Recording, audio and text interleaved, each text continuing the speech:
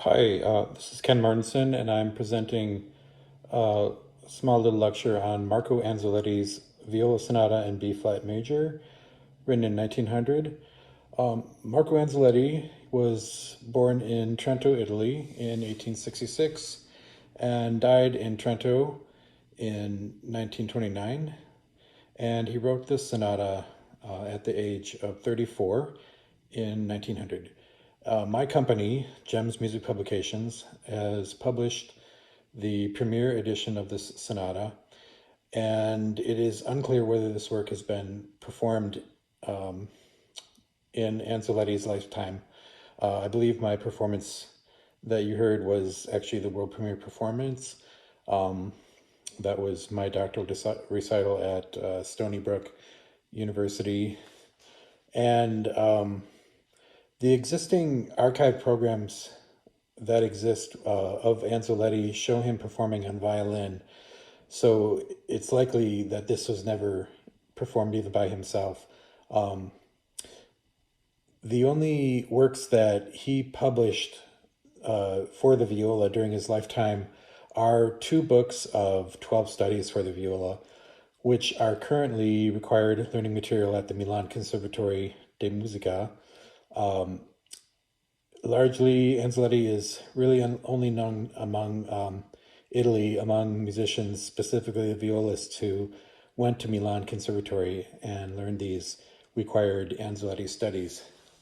Anzoletti was born into a family of musicians, learning the rudiments of music from his father, Louis, who was a cellist. And at the age of 10, he began his early studies of violin composition lessons at the Milan Conservatory until 1885, age 19, when he won 3 grand prizes while he was there.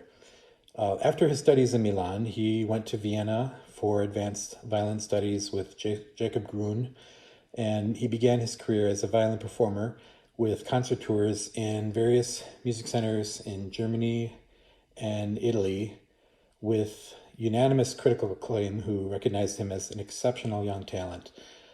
However, Anzoletti chose to move away from the touring career, and he settled in Milan in 1889 after being appointed to his former teacher's position, De Angelis, a post that he held into his retirement until 1928.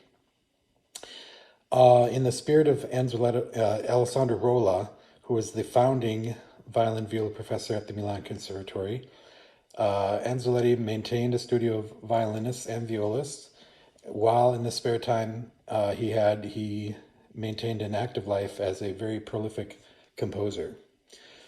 Anzoletti wrote vast amounts of chamber music, about 359 works, the majority of that being music for violin and piano, 218 works, as well as about 30 concertos for the violin. The total count of his works is over 600, and about 60 of those are vocal works, and he has 13 operas. I wanted to show you a complete list of his viola works that he wrote. I'm just going to turn this around here.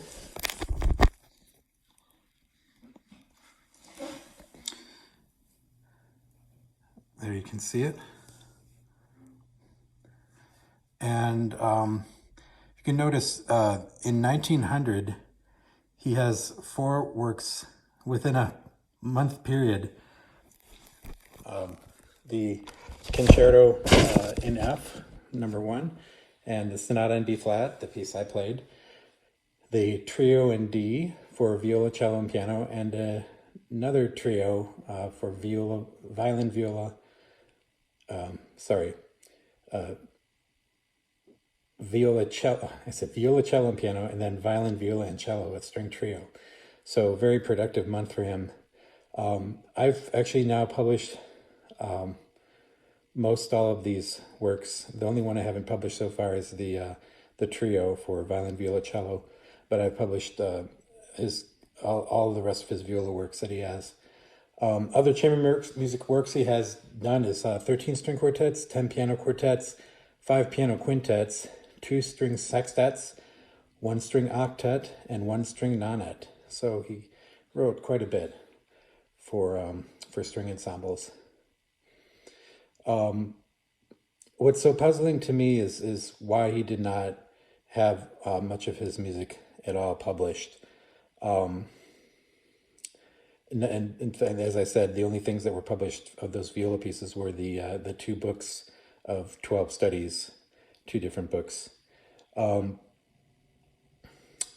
But he did, however, even though there's a lack of publications of his works, he had some significant critical acclaim. One of his pieces he wrote, 24 Variations on a Theme of Brahms for Violin Piano, was actually very impressive to Brahms himself, who loved the piece, and he recommended that Simrock publish it, Brahms's own publishing company, and that was in 1894. And in 1895, Anzoletti won a prize for his Sonata in C for violin piano from the Società del Quartetto di Milano. That was published by Brodkopf and Hartel. And then also in 1909, his Grand Fantasia Sacra for two organs was recognized in Milan. So it seems, Anzoletti was quite content with writing music just mostly for his own enjoyment. And a lot of it just ended up being written for the desk drawer. Even with his concertos for the viola, he in fact never even finished orchestrations for them. He just wrote them out both with completed piano accompaniments that were imagined in his head as being for orchestra accompaniment, but not having been written out. And also, there really are just very few recordings of any of Anzoletti's works. And in my search for anything, I was able to find just a few recordings of some of the exercises for viola by Marco Mischiagna, and now of course my own recording of the premiere of the Viola Sonata is on there as well. Anzoletti had a number of important influences on his music, especially people he wrote music, variations on their music, like Brahms, Bach, and Paganini. He had a very strong affinity for Paganini and was a collector of many of his manuscripts that he held for most of his life. All of those manuscripts and all of the music of Anzoletti, all of his manuscripts are now in the Biblioteca Comunale della Città di Trento in Trento, Italy, and many of those, fortunately for us, have been made available very easily to be seen on the internet. So you don't even have to go to the library. You can just pull it up right from the library's website. There's also a very limited amount of biographical information about Anzoletti. So it seems to me the best way to get to know him, given that lack of information, is just getting to know him through his music. And I have done that, very intimately by engraving all of his stuff. Each one of his pieces I find unique and delightful, and all being very different from each other. And at times it's even difficult to recognize all of the music being by one composer. His harmony is, I would say, typical of the period, but slightly more adventurous, but at the same time somewhat conservative, because he doesn't venture into serialism or anything like that. He holds true to the romanticism and highly, it is a highly chromatic work as well.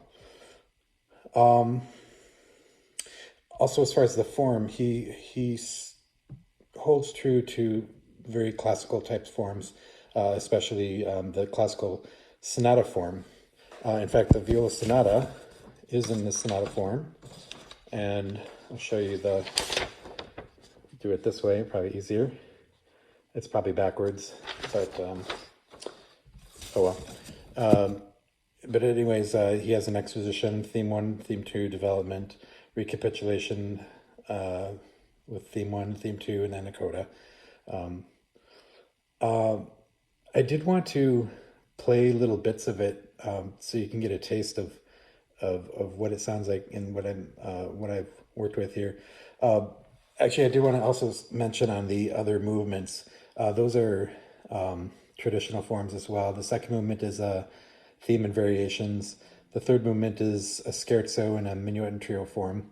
And the last movement is also sonata form like, but it's also borders on being like a rondo, with the opening theme being repeated a few times throughout the work. So the harmonies, I would say they're most like Brahms. It's like an expansion on Brahms, like an Italian flavored advanced Brahms.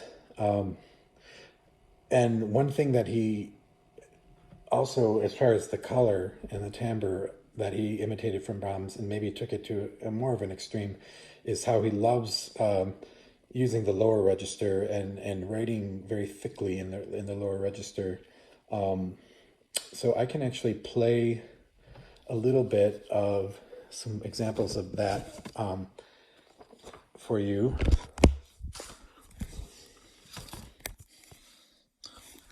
Actually, yeah, we'll do it this way. I hope you can see it okay.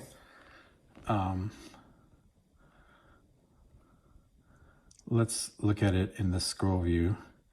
And I want to do measures 4 through 6. First of all, you can hear how thick this is.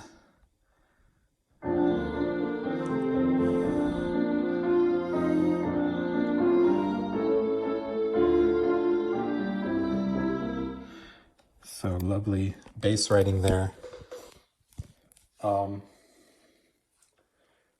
I'm going to skip ahead to another spot, which I think is very thick and rich in the bass here. Let's play this.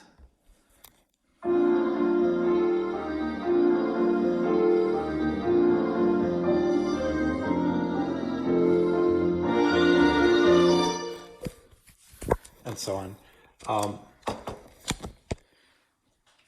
I'm probably going over on time, but I did want to say one strange harmony part, which I thought was a little unusual. It starts at measure 105. Maybe I should just play it for you, and then we can talk about it. So skip ahead here.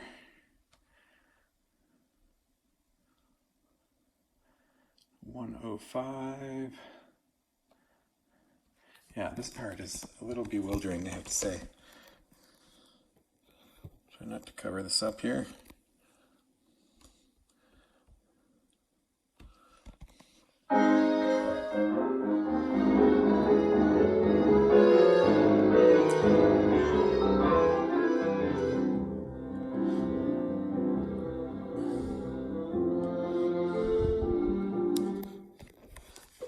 Yeah, so it goes a little wild with some of his harmonies. I went into kind of a detailed analysis of that, but I think I'm running over on time.